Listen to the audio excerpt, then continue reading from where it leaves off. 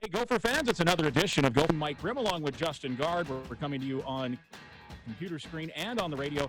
And the head coach is PJ Fleck. He is nestled into his office as he has been the last couple of weeks, Coach, with the Row the Boat hoodie on, ready to rock and roll. Good to see you, Coach. Nice to see you guys, too. All right, we're ready to go.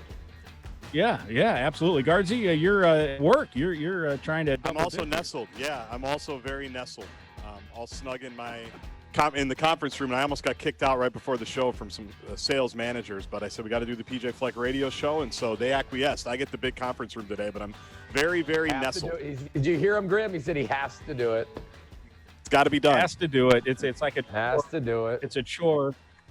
And while he's in, last week he was at his mansion out in the western suburbs. Today he's in a monster conference room. I'm still stuck in my little basement 10x6 studio. So you know who's living the good life. That's for sure.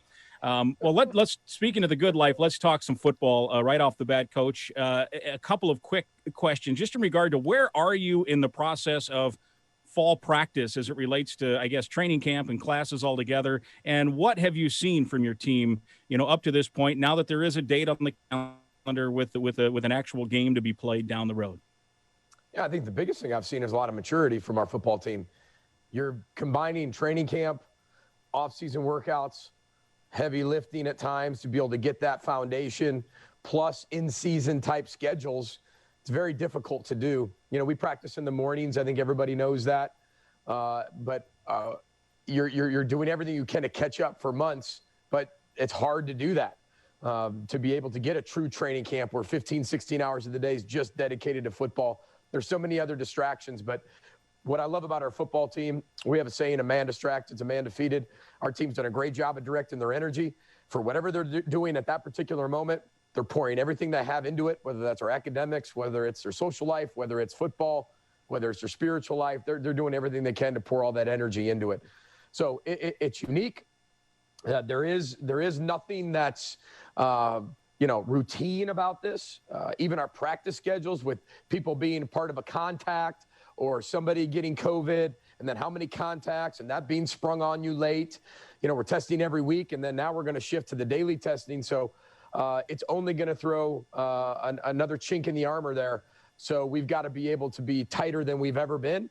And this is what we talked about. Everybody has to be ready. That next man mentality's got to set in, because as you can see around the country, it's hard to have your entire football team there on Saturdays. How different is just the football part of it from what you typically would be doing a month before your first game?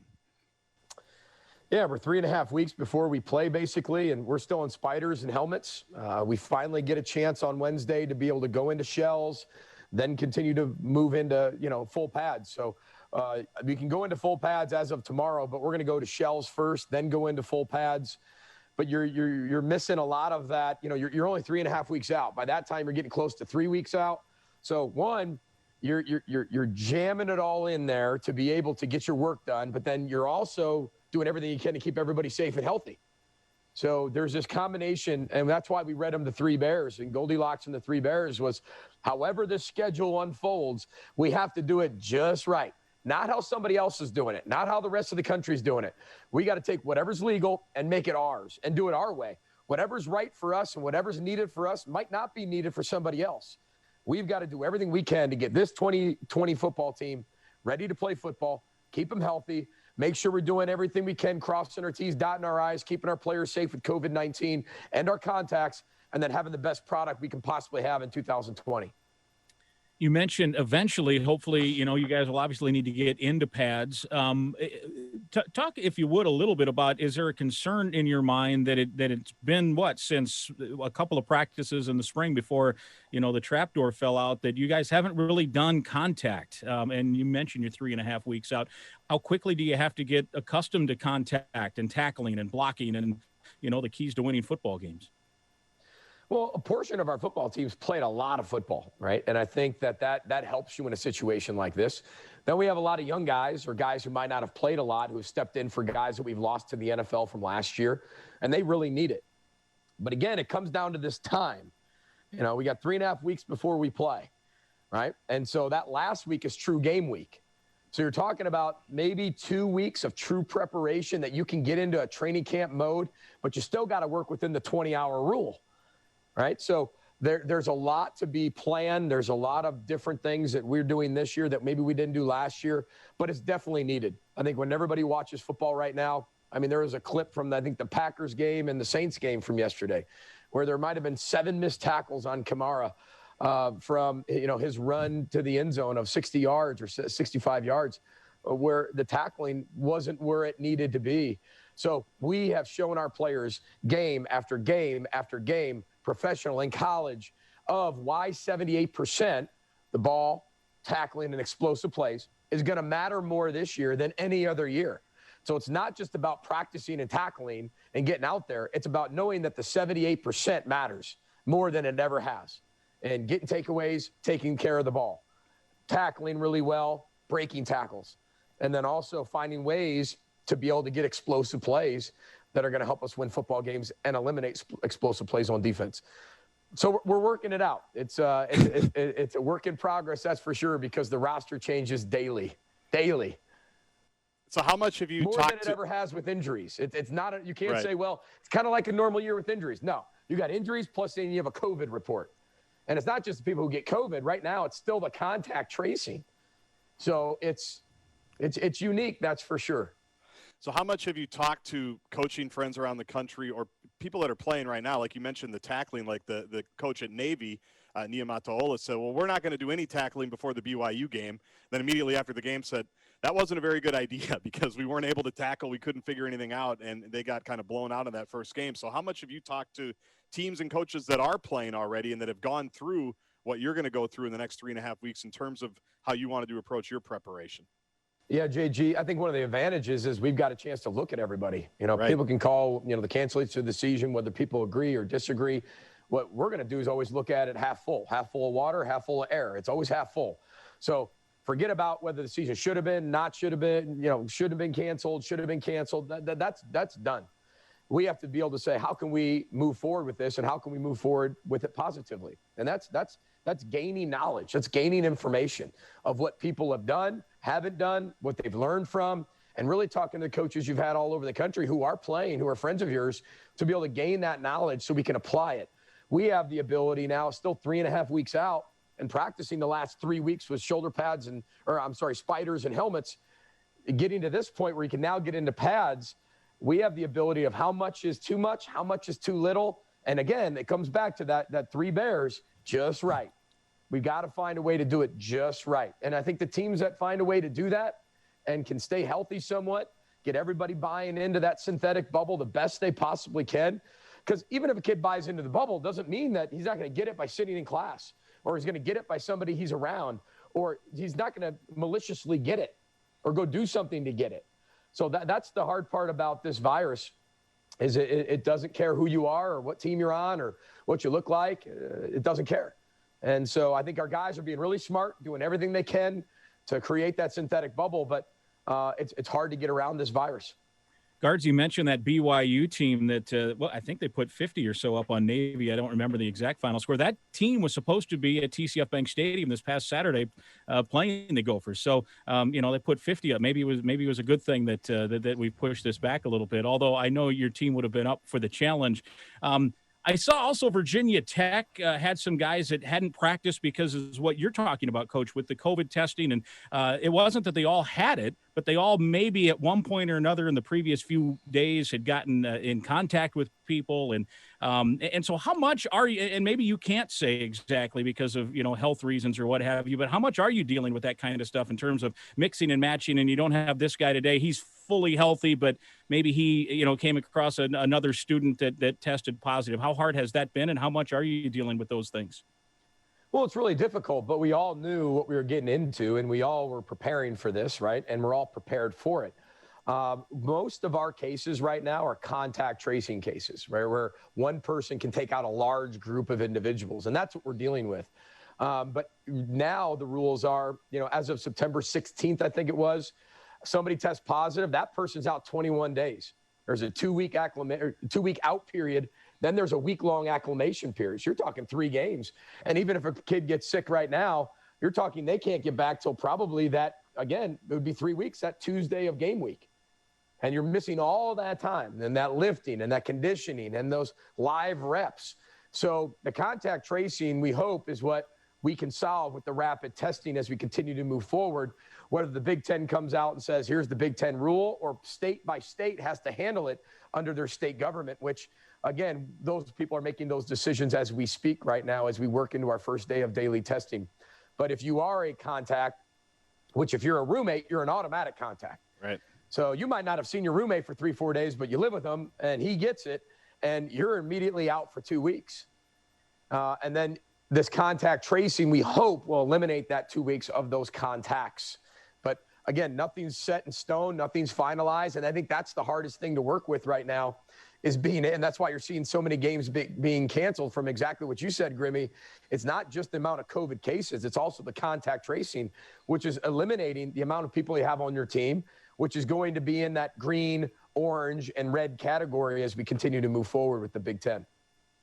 All right, let's take our first break here. We have so much more to talk about. I know Guardsy's got a whole list of questions sitting there in that conference room ready to go here for the head coach, PJ Fleck. So stay with us. It's Gopher Football Weekly with PJ Fleck from Learfield, IMG College. Welcome back. It's Gopher Football Weekly, segment 2 with head coach PJ Fleck. I'm Mike Grimm along with Justin Gaard from the Gopher Radio Network. Coach is in his office on campus, Guardsy at work, and I'm in the basement. We're talking football here. We talked to Coach a little bit about some of the things happening with organizing practices, where you guys sit in the middle of fall. And now maybe we can get a little more specific. I know Gopher fans are wondering, what is the Rashod Bateman situation? When we did this show last week, we had the news that, yes, he was good. When we did the show 2 weeks ago, we thought that there was no chance he was coming back. And you were a little coy with us saying, yeah, I texted him. And now here we are. We know he's enrolled. We know he's on campus. We know he has been practicing. What can you tell us about, one, how he's looked, and two, what's the latest with your star number 13? Well, one, he's looked really good. He's Rashod Bateman. I think he even looks better than he did last year at this particular time, as well as some of our other guys. I think Chris Altman-Bell's having a great camp, if you even want to call it a camp. But when you look at where he's at, we've got all the waivers and everything submitted. I think Jeremiah Carter, our compliance director, has done a great job of giving Rashod the best shot, because Rashod and him have to work together, as well as the agent and things like that all have to work together to be able to put the waivers all together with the information of what happened, what was taken, what wasn't. And that's all got to be legit. And I think everybody's worked really hard. Garrett Chernoff, our GM, has worked really hard to give Rashod the best case possible to be able to return. And when you look at it, he's doing all the right things. I mean, this is what college football is all about. You're having players who declared who had no idea there was going to be a season. This young man has asthma. At the time, the narrative saying, no, we're not going to have a season. So he opts out. Who wouldn't in that situation? Being presented the information we have. I mean, not a lot of people out there have a chance to go make $25 million with the signing bonus in the NFL. And we need to have empathy of that's, I don't feel safe. I don't know what the plan is. There are no health protocols in place. How am I supposed to make this decision? And I can start playing in the NFL. Well, now all of a sudden when he gets allowed to come back and the safety protocols are way advanced, more than they were when he opted out. A kid wants to come back to college. Why not allow him to come back to college? And I think that's so healthy. And there's been a lot of guys from Ohio State and Michigan, and Rondale Moore's back. And I get how they didn't sign with an agent, but some did. And, I hope that we hear something very soon. We know we did it for all the right reasons. And here's a young man coming back to college football for all the right reasons. To come back, play college football, be a part of his true junior year, be a part of the college football experience, even though it's a unique year. Come back to school, finish up his degree. I mean, it's so positive. And I hope it all gets resolved here very quickly. But he is practicing. There was some news, too. I think Ryan Day, the Ohio State coach, your colleague in league, maybe yesterday, I think, or earlier this week, went on record saying that 2 of his guys have already been, the waiver's been approved. Honestly, I don't know if either or both signed with an agent, so I don't know how similar the situations are. But does that give you some additional hope, in terms of optimism that you'll get Rashod's waiver cleared by the NCAA? Well, I hope so. The one thing I'll say is, just like I said in COVID, I'm not a doctor. right? And I'm not a lawyer who works for the NCAA or however, whatever that means. I just have to be able to do my job to the best of the ability I possibly can, support our young people. But I think that helps. I would like to think it helps. I mean, if you're going to allow some other people to come back, especially in the situation in the pandemic we're in, as long as people are willing to go through the right stages to pay the things back that they took, everybody's almost in the same category, and they should be. I know it's handled in an individual basis, but when you kind of look at it, the pandemic's what made these young people opt out and sign with an agent or take money. If the pandemic wasn't here, we wouldn't be having these conversations. So if you take the pandemic out, seems like it's a pretty legit statement. If you put the pandemic in, it seems like all these kids opt out because of that. So, but again, it's not as cut and dry as that. We're just going to continue to support him and give him every resource he needs. But I really hope that we hear something soon. For not a lawyer, that was a pretty convincing case right there. It was a pretty good closing argument or introductory argument. I'm not sure, but the waiting, the waiting part is, because whenever we go around or we talk to people, and since the Rashod news broke a couple of weeks ago, I probably get that question daily on social media or email, like, what do you think? What are you hearing? And since transfers have become a big thing the last few years, we've all heard about waivers, and Gopher basketball has been through some of them. So I know what the waiting is like on our end, and for like the fans out there. What's the waiting and uncertainty like inside, and what kind of leads to that waiting? You know what I mean? Like when you never know when they're going to make the decision. You never know when that phone call or email or whatever is going to call. Take us through that process a little bit. Yeah, I mean, this is why I think we're in the position we're in just as a country at times, right, is that we talk about pressure and stress. There's a big difference. Stress is what you can't control. Pressure is what you can control. We tell our team all the time, focus on now. I mean, it doesn't matter. 3 weeks doesn't matter if you don't take care of now. Right? I mean, if you just keep worrying about whether you're going to be eligible or not, and you don't put the work in now, when you do become eligible, you're not going to be worth a darn. So put the pressure on yourself today to do what you can do to control the environment that you're in. If you can't control it, like the NCAA saying yes or no, you controlled the case, you controlled why you opted out, you controlled all the information that you sent in, and then that's it. It's out of your control now. There's nothing you can do. So no use worrying about that and driving yourself crazy, one, as a team, two, as an individual. It is now about focusing on the today, the present, the now. So if we do have a chance, and we're fortunate enough to do have a chance to have Rashod here for the year, then we're ready for that moment. Coach, what's the rotation like, too? Is it a little bit tricky because you want to get Rashod used to a new offensive coordinator and used to what his wide receivers coach is, some of his new duties as well, and get him in that rotation. But in a week and a half, you might get terrible news and say that he's not eligible and you need other guys. And I'll just throw, Seth Green, Clay Geary, you mentioned a bunch of these guys last week. Those guys need to also be ready. So how do you divvy all the reps up to make sure you're totally in sync with what you need when Michigan arrives to town? Well, just in general, as our football team, a lot of the contact tracing takes care of the reps because you have some guys out and you only have so many guys for practice at times. So it makes it very easy, Grimmy. But it's, that's really not the biggest concern. We want to be able to make sure all of our guys are ready. And that's the whole thing about this year. Everybody has to be able to get ready. This isn't about just taking reps with the ones and making sure you know them inside and out. You got to know your whole team. Defensively, offensively, special teams. The quarterback's got to know every wideout's tendencies because there could be a game where the top three wideouts are out. And you got to find a way to make it work. So we've been rotating as much as we can where we're not relying just on our ones or the twos. Everybody's getting reps and everybody's getting opportunities because that could be handed down to us later in the year. So the young guys have to love this. The young guys have to love these opportunities. Yeah, it's just careful what you ask for. Everybody wants to play until you're playing. Yeah. Especially as a youngster, right? I mean, everybody wants reps until you get a handful, not a handful, but like 20 handfuls of reps. And we told, our older guys always tell our freshmen, there was nothing like this when I was a freshman. I was on scout team from day one. But now we have our ones, twos, and threes, and everybody's getting reps. We did that all the way back when our guys got here in June, and we were allowed to finally get on the field with them.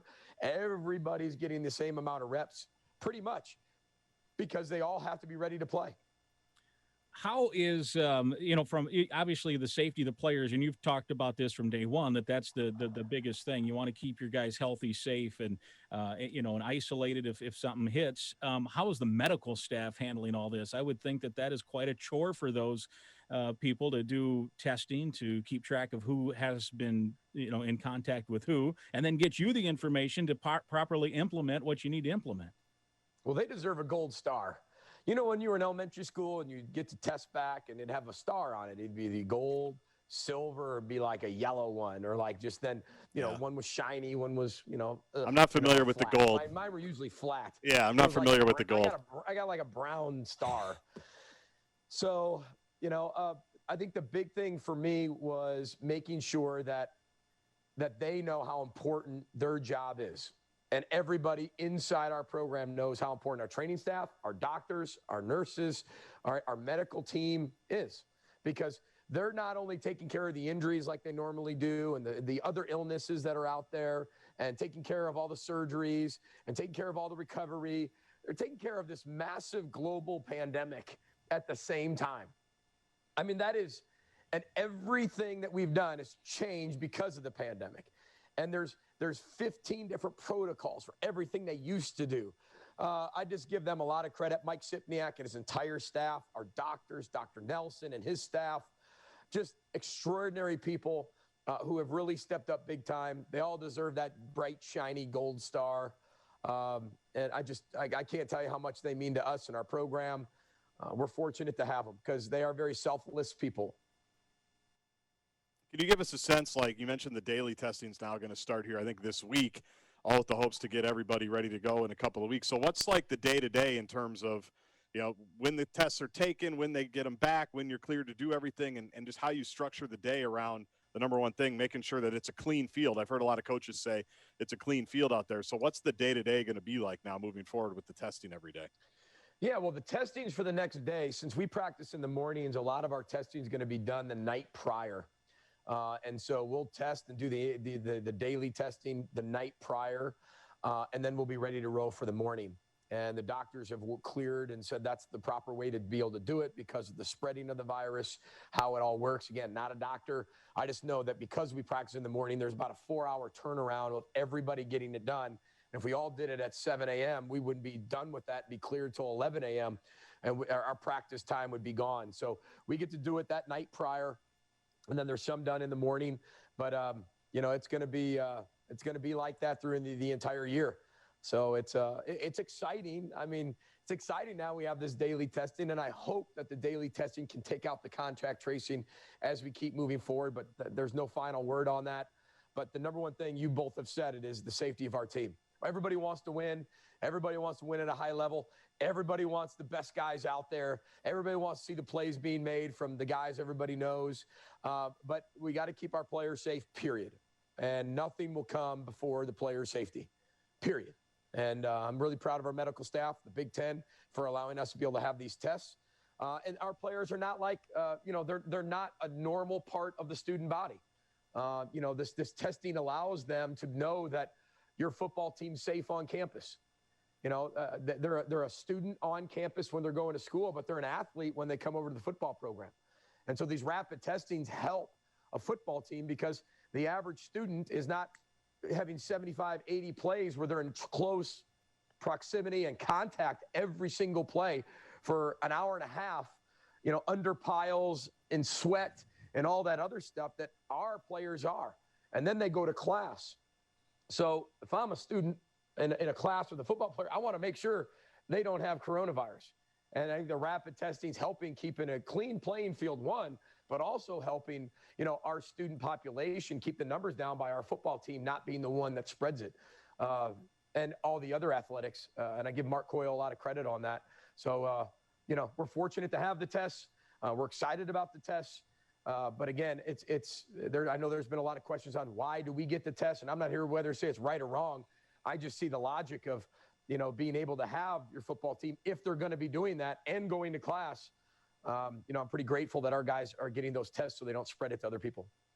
All right, let's take another break here. We want to thank our sponsors, Sunbelt Business Advisors. Onward for Business, presented by Sunbelt Business Advisors, wanting you to be on their team when you buy or sell a business. Onward for Business is the one-stop shop for buying or selling your business and for payroll, insurance, bookkeeping, and more. Onward, Sunbelt Business Advisors, proud to sponsor Gopher Football Weekly with PJ Fleck. Stay with us. More with the head coach when we come back. This is Gopher Football Weekly with PJ Fleck from Learfield, IMG College.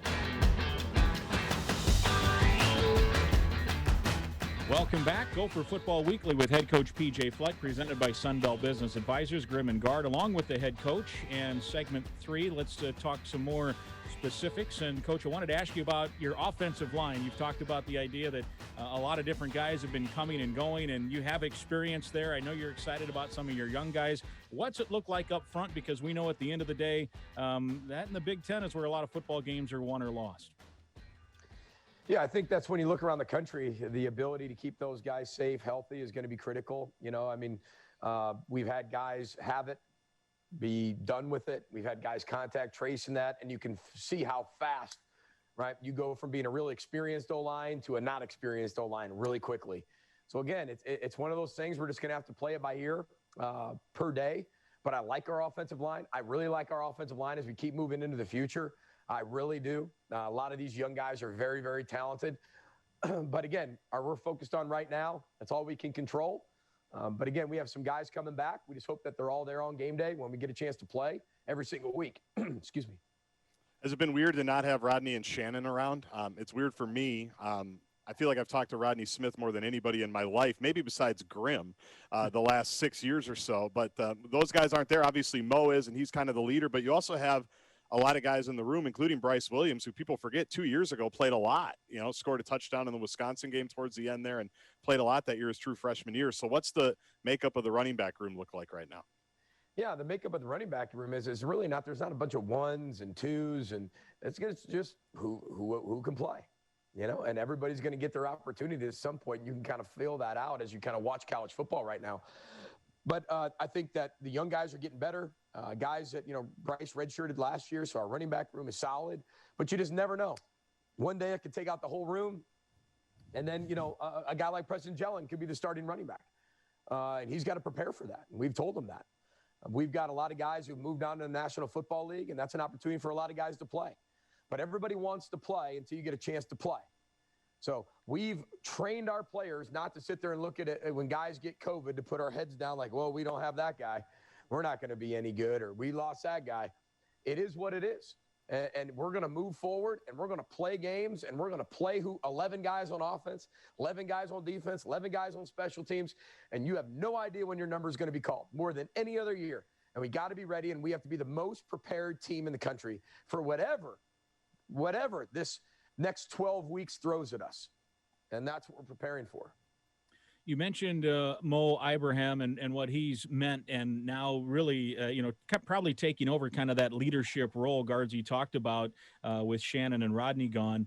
What have you seen from him in terms of his development? I know initially obviously you liked him in high school. You offered him at Western Michigan and then talked him into coming here. What has he meant, and what have you liked about how he has developed from day one here until now being probably, the workhorse for you here this coming fall? Well, the way he's always worked. I mean, even his freshman year when he was on scout team, I mean, nobody wanted to tackle him. He was the hardest worker we had. He was scout team player of the year. And I think that shows leadership, because now everybody knows where he is and they see that, but they don't know where he was. He was playing behind Rodney and Shannon, who, JG already talked about those guys being here for a long time. And now it's other guys' turns to step up, including Mo, to kind of be the featured back, where he maybe kind of took a back seat at times to Rodney and Shannon, and now he gets to be the premier back. So, but it's his responsibility now to lead everybody else of what the standard is with Coach Burns and the running back room of how to be a Minnesota running back. And he is a perfect example of everything we entail in our program and our football program, on the field, off the field. I mean, he is the standard, and he practices the way he plays, guys. I had to tell him today, even bring it down a little bit more. You got to bring it down. Just in this period, we're going 78%. You got to bring this down. He has one motor, one motor. He's got a full speed ahead. He's a how guy. He's a neckton. But again, he's got to be able to spread that to everybody else, because there are times he's going to have to come out of a game. And we're going to have to be able to get that same production from the young guys. But incredibly productive. You look at all those guys we brought over that one year. I mean, it's amazing. The Chris Altman-Bells and Noah Hickoxes, John Michael Schmitz, right? Big Assezi, and, you know, you bring over Muhammad, and holy cow, and those guys are really good football players. And at the time, don't forget about year your, 4. The quarterback. The quarterback, too. Yeah, Tanner Morgan. But that was year 4 at Western Michigan, and you can just tell where that program's headed. Now we're starting to get into that recruiting phase of here, that our skill that we're recruiting's higher, plus the talents there, too, of the heart, the spirit, the unconquerable will, the people who are buying the program, plus not just playing football. They're buying the whole experience, and I think that's critical to know as we keep moving forward with recruiting as well. On the leadership part, how do you see that manifest itself? Like, whether it was, you know, Tyler Johnson a couple of years ago, everybody called him Coach Ty, or now Mo with the younger running backs. How does that work in a day-to-day sense of, is it Mo during meetings talking to the young guys? Is it at practice? Is it after practice? Is it all of the above? It's all the time. Leadership never rests. You're leading all the time, every time. Everybody's looking for you to screw up. Everybody's looking for you to not be the standard. The minute they catch you being not the standard, they go, aha, gotcha. There's not a leader. I saw him do this. So it's all the time, and it's constant. And I think that's what our young people have to understand. And Muhammad's a great example of this, and he's doing a great job of it. But there's some that only want to lead when it's good, only want to lead when it's, you know, okay. But when it gets really bad and really uncomfortable, who can really still be the same person? And Muhammad's that person. It doesn't matter what the circumstance is. He doesn't allow it to dictate his behavior. His leadership's pure, it's positive, it's authentic, it's real, and it's all the time, whether it's in his spiritual life, academic life, football life, social life. He's the standard. Because when you are a leader and you're a servant leader, you're serving others with your leadership, everybody's looking to find a chink in the armor. Everybody's looking to find something wrong with it. And that's what we do as a country as well. We want to find something wrong with leadership and then ignore all the positive parts. So we want to make sure that we highlight the positive parts, always use the positive parts as an example in our leadership council, and also what we do on the field as well. You obviously have Ibrahim, guards. You mentioned Bryce Williams, a bunch of guys as well that got time last year. I'm thinking of Cam Wiley and Trey Potts, and I'll probably forget guys. You kind of get the danger of that. But obviously, people from Minnesota are excited. As Jason Williamson, what's he look like? As I know, even as a true freshman in that spring, he showed some flashes before that injury. Can you kind of talk us through what's behind there? I mean, that's some talent there. It just hasn't played much. All of those guys. Yeah, I think you hit it right on the head, Grimm. We got talent. We just don't know what it looks like yet. I don't even know what it really looks like yet, right? Which bodes well for the future. I think everybody's got to realize, 2020 there could be games canceled, maybe not canceled. It doesn't matter what year it is. Everybody wants to win a championship, period. Everybody wants to go out and win.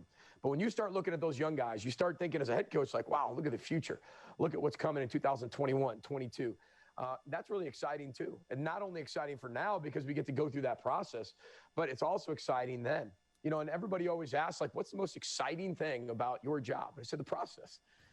Year 1 and 2, halfway through year 2, I don't think many people liked me, liked row the boat, liked what was going on, kind of doubted a lot of things. And now a year and a half later, after halftime, everybody loves it, right? And so it's being able to take that process and enjoy the journey. The dream is the journey. And right now we're in that dream. And we've got a lot of young guys being able to help us in the future, but there's going to be a lot of guys, people that look at, they have to look in their brochures, to be able to find out, who that person is. But that person is going to get better, just like Muhammad Ibrahim. The person's going to get better. And 2020 is a great year for that. We're going to put a lot of people in the game because of the circumstances of COVID that maybe aren't ready to play, haven't played, or we don't know much about yet. That's okay. That's the type of year everybody's dealing with right now. And that's what's going to be exciting about it, too. All right, we'll take our final break. We'll have our final segment. Stay with us. It's Gopher Football Weekly with PJ Fleck from Learfield, IMG College. Welcome back. Our final segment, Gopher Football Weekly with PJ Fleck. I'm Mike Grimm, along with Justin Gaard from the Gopher Radio Network and head coach PJ Fleck. And Guardsy, you got a couple of questions on your list for the head coach? Sure. It's a prolific list, as you know. Well, I am curious that you mentioned How much, because there haven't been games for you the last couple of weekends and you have your own things going on, but have you been able to watch other college games more than usual, or even more other NFL games? Obviously, you got some Gophers playing on NFL Sundays as well. So have you been able to watch it all, or is it just too chaotic right now trying to figure out what's going on? It's really chaotic, JG, to be honest with you. I love college football. I get to watch it when I can, but it's very difficult to do that right now. I follow all the Gophers, right? I follow even some of the players from Western Michigan. You know, I follow those guys, follow the games in the NFL. But collegiately, you know, I'll follow some games, but it's just hard. You're not playing. You can learn a lot from what's going on. I've watched some, but, you know, we're practicing on Saturdays. We're practicing on Sundays. You know, we're all within our 20 hours, but we're doing things on the weekends, you know, and it's weird to know people are playing and you're not. I think that's unique too. That you know that every time that you spent watching that, you could be doing something for your football team. So, but it's been in the background. I've watched some, you know, some of the, you know, my friends around the profession have been able to watch them a little bit, but not a lot. How much have you talked to or spent time talking to your team about what the atmosphere is going to be like? I know you bring a lot into practice on what the atmosphere is going to be like, whether there's going to be a lot of fans, you think, or not a lot of fans, or if you think they're going to have to bring their own energy because of kickoff time and all those things. It's like if you brought up that there's not going to be anybody in the building, it's going to be us, it's going to be this group, and how we're practicing now is what it's going to be like when we go play. Yeah, I mean, we giveth the noise at practice, and we taketh the noise at practice. We're practicing pretty much for the most part with not a lot of music, pretty quiet. You know, we want to make sure when we get into more of our scrimmages, they will be silent. I think we got a bunch of cardboard cutouts of you and Grimmy that we're just going to put all over TCF Bank Stadium. Be nice. Every other seat. It'll be nice. But we're doing everything we can to get into TCF Bank Stadium as much as possible. Get into a big empty stadium, not just practice here at our practice facility, the Land O'Lakes Center, but getting over there and practicing at TCF Bank more than we ever have. And we'll continue to do that. And doing it in a very quiet environment. But we've said before, you know, we're not going to allow just the crowd to dictate how we play.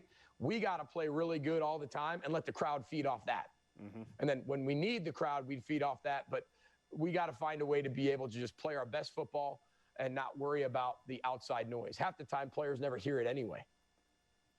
And I was at the Vikings game on Sunday with Tennessee in town. It is a weird, unique feeling. I'm telling you, it's I didn't think it would be. I saw people week one tweeting out that, oh, this is a weird sense. And I'm like, yeah, sure. And then when you're there, it is, you know, because I've been to high school games that have had a couple hundred people there, and you think that it's, but when you get in a big stadium, and that place is loud, and TCF Bank Stadium's loud, so it is a unique feeling. There's no doubt about that. I was also going to ask you about that. Normally, I would think when Tennessee's in town, you would get together with Corey Davis, and you and Coach Simon and the gang would say hi. But I suppose with this situation with COVID, it's no one gets to talk to anybody, at least in person. Yeah, the Titans were pretty locked down, you can imagine. So no, didn't get a chance to see him or talk to him. But you know, he's in a contract year, and he's playing really well right now. So I know the Vikings fans don't want to hear about that right now, but you know, we wish him the best. He's just such an amazing person, a wonderful person, and deserves everything he gets. I wanted to ask you, as we sit here this week, we're, you know, 3 weeks, I guess, a little over 3 weeks from game time. Is there any part of practice yet that you devote to Michigan? I know you've talked a lot about in the off season, you guys as a coaching staff will put together what your takes are on the opponents. So where are you in that process? Obviously, the week of the game will be game plan week, but what are you looking at from that standpoint?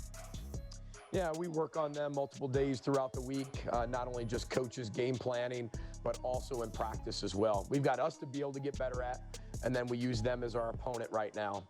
And so that's what we're focused on. We'll continue to work on them all the way through kickoff. They're a really good football team, really, really talented. Got a lot of players that can make plays on both sides of the ball, and they got a lot of guys returning. So we got to be at our best. We started them last week. We studied them all through the offseason. So as well as all of our other opponents, and game planned all of our other opponents like we were in normal weeks, you know, months ago. And now we're finally being able to pull back from that information that we spent time throughout March, April, May, and June, and July. Last one, Garzy, what do you got? Well, I wanted to save all that Michigan stuff for next week, but I am curious that you had so much extra time this year. Maybe next week we can talk about it as well, about how the summer was different in terms of you weren't on the road recruiting, you didn't have all those other things to do where you really could spend a lot more time doing football. Yeah, I mean, we really did. I mean, with our players doing football live, we didn't have, right? Whether it's practice, whether it's meetings. But with the Zoom, we were able to do more football than we ever have as college coaches in the history of our profession. I mean, it was constant, and it was a lot, and it was good. It was through Zoom, but it was when we're out recruiting for 3, 4, 5 weeks at a time, our players are not with the football. They do it on their own, but they're not with us. They had us, and it helps with losing 5 starters, 6 starters on defense, replacing with a lot of guys. You have to be able to get them caught up. So we did a lot of things in a very unique way that we're able to not only use now, but we can use down the road. We're referring back to those meetings even. So we've got a long way to go, but we're really, really thankful for the time we had because it was more than we ever have. It was just unique in the way we got it. All right, very good. We will look forward to chatting next week. It'll be a week closer to game time, and each week as it ticks out. Coach, try to keep track of everyone running through practice between now and then, and we'll get an update a week from now. Yeah, if they switch their jerseys and numbers one day in practice, I'm gonna be a mess. Once in a while, they'll trick me and do that once in a while. So if they do that during COVID, we're gonna have a problem. I'm not gonna know who anybody is. All right, we appreciate it. Thank you. We'll talk to you next week. Sunbelt Business Advisors sponsors Gopher Football Weekly with PJ Fleck. For Guardsy and the head coach, I'm Mike Grimm. This has been Gopher Football Weekly with PJ Fleck from Learfield, IMG College.